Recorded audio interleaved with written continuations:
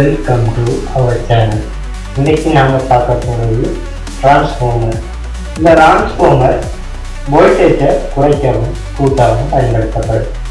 இது சுருண்ட எண்ணிக்கையை கூட்டுறதா குறைக்கிறதா என்றதை பார்ப்போம்.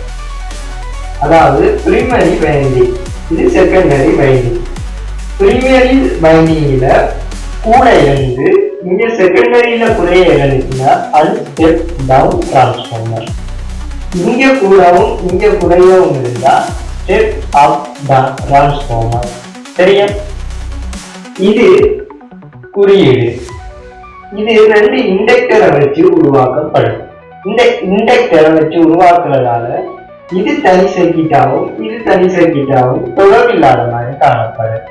இந்த மேலதிக தகவல் உங்களுக்கு வேணும்னா மறக்காம இந்த சேனலை சப்ஸ்கிரைப் பண்ணுங்க, பெல் பண்ணுங்க, ஓல்ல கிளிக் பண்ணி வச்சுக்கொள்ளுங்க. அப்பதான் நான் போடுற வீடியோ உங்களுக்கு உடனுக்குடன் வந்து. அடுத்தது இதுல இருக்கிற விஷயங்கள் ஏதாவது உங்களுக்கு புரியாம இருந்தாலோ அதை கமெண்ட் பண்ணி எதிராக கேட்டுக்கொள்ளுங்க. நான் அதன் முழு விளக்கமும் அடுத்தடுத்த வீடியோக்குள்ள நான் போட முயற்சி செய்வேன்.